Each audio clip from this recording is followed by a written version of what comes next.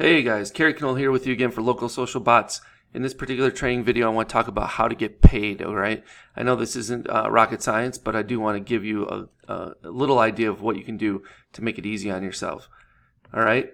So, accepting payment. You can either accept cash, which is always king, checks, credit cards, and debit cards, right? The bad news with checks is you got to usually chase someone down or you got to wait for it in the mail, and then maybe it takes a day or two to clear your bank. With credit cards and debit cards, obviously it's a convenience factor. You can set them up on a recurring monthly basis to make their payment automatically without you having to hound them for the payment. But then there's associated fees with that eat into your profits. With cash, it's same as the checks. It's almost worse. You do have to chase them down or visit their office, or they got to visit yours because they're not going to mail cash. All right, at least with the check, you can get it in the mail. But and one of the nice things with cash, of course, is there's no extra fees associated with it. Likewise with checks, but then again, with cash, you have to then make your deposits to your bank, and you, like I said, the big hassle is chasing money. Nobody wants to chase their payments. All right. So payment processors. Well, if we're going to go with debit card, credit cards, we need a payment processor. PayPal is one of those options. Stripe is my recommended option. Of course, you can get a merchant account with like Wells Fargo, or in this case, in my example here, is Chase Payment Tech. I've had merchants accounts with Chase Payment Tech in the past. It's very slick. It works very well.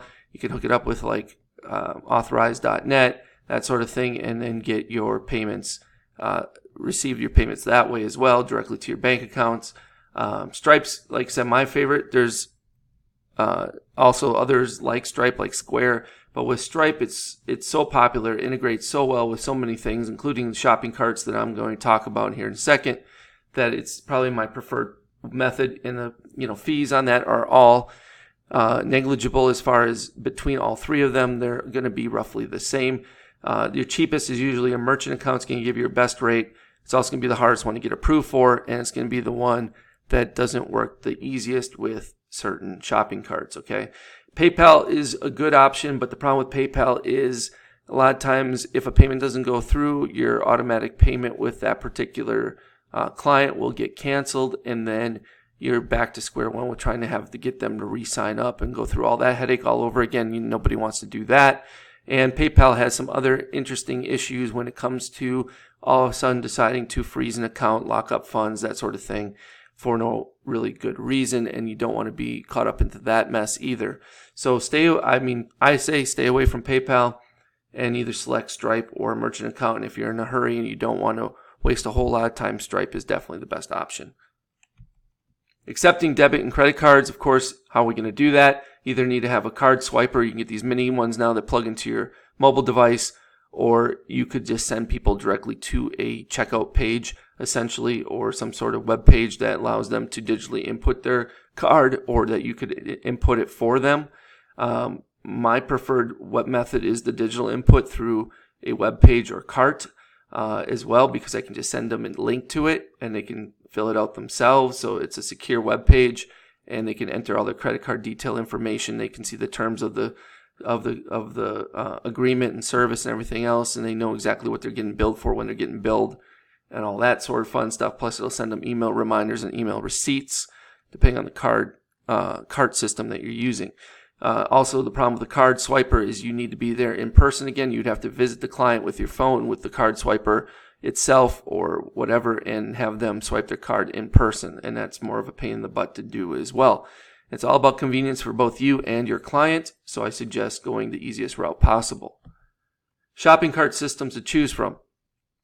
There are many. I like and use ThriveCart. Samcart's another option. PayKickstart's a good option. FreshBooks I also use, but I don't use it to actually accept payments.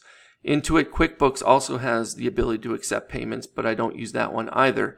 So, if you want more of an affordable solution, FreshBooks or Intuit QuickBooks will be one of the cheaper options. Probably like one of those accounts is roughly $10 to $20 per month, which then alleviates some of the pain points for you as a vendor or as a provider, so that you can collect payment.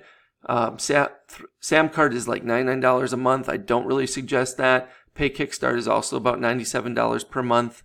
And then ThriveCart's a one-time fee right now of about $5.95, I believe is what it is, which is a little bit expensive, but again, you don't pay any monthlies after that. So in the long run, Thrive carts can be cheaper than any of those other 4 options, okay? So I'm going to quickly show you, I'm going to jump over to Thrive cart and show you how you could set this up if you had Thrive cart. All right, so now we're in my Thrive cart account. I've already gone to the point of clicking on products, starting a new product, gave it a product name called Chatbot Service. You can name it whatever you like. Automatically creates a checkout URL for you. I'll show you that in a minute. The product status is here. You can either disable it, it's in test mode, or you can make it live. You can add a label to identify it if you want. Just click next. Next, we're going to set a price point. So we're going to set product price. In this particular instance, we're going to select our payment type to be a subscription. We're going to bill them monthly, and we're going to bill them $99. So you can just type in $99. Today's price, $99.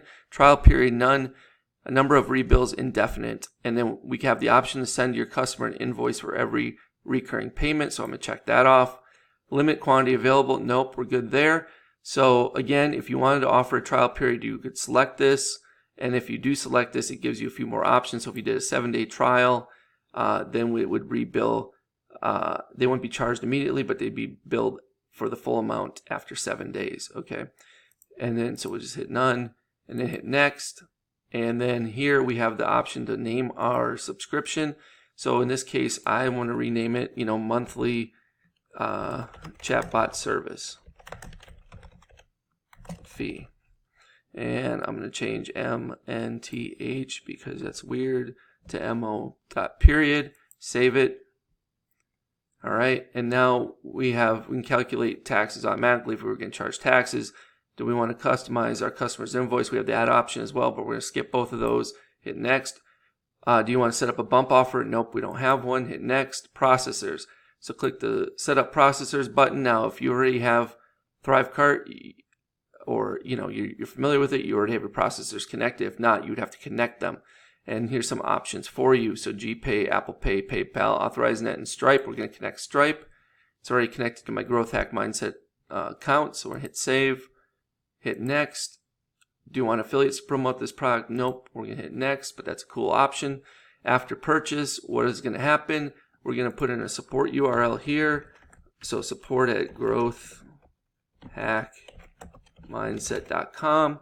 And then we have the option of choosing what's going to happen after they purchase. Display their total invoice, send them to a URL, add them to a membership.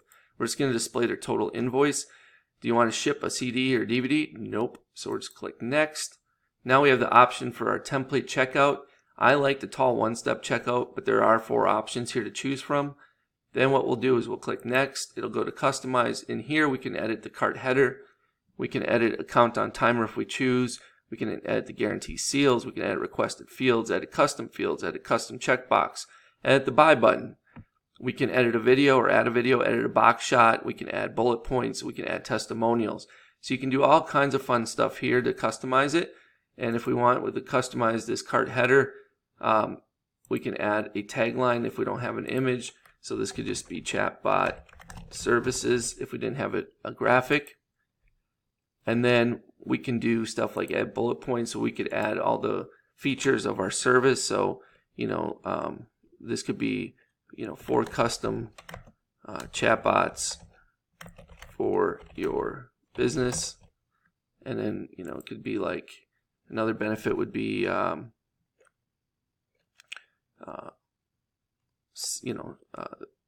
send out an unlimited amount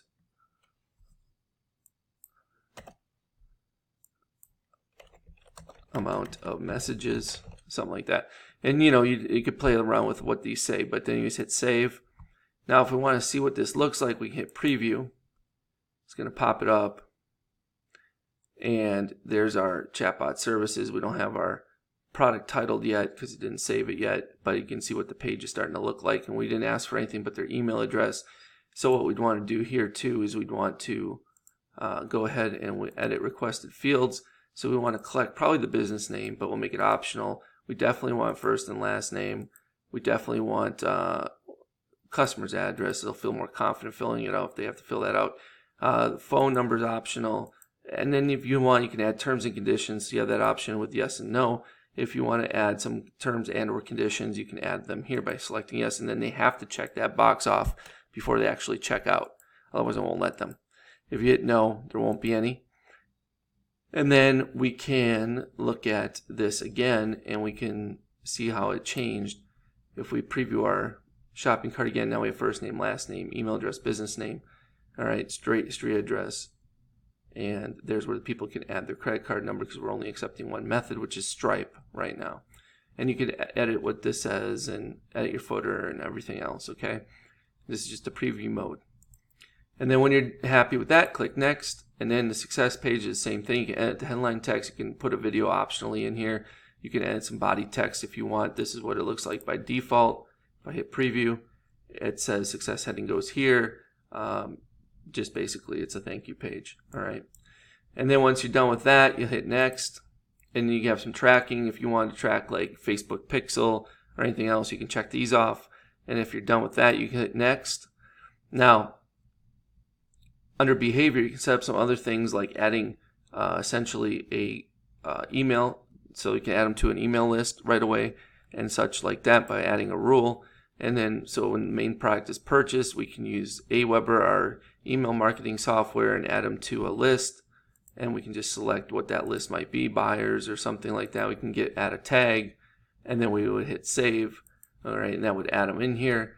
And if we just hit save and get our URL, now this is the URL that you could just easily copy and paste into an email and send them, where the client could literally click on that link and input their credit card details and start getting billed every month for the service you're providing until they just choose to cancel or whatever the case may be, okay? And then you can always view the checkout page again by clicking that button there, and it shows us that we're in test mode, so we don't have it live yet, but this is what they would see when they click on it. All right, so I hope that helps. I hope that gives you an option to know how you can easily collect payments from clients, even if you've never set up anything like this before. I hope this is really giving a little insight into that.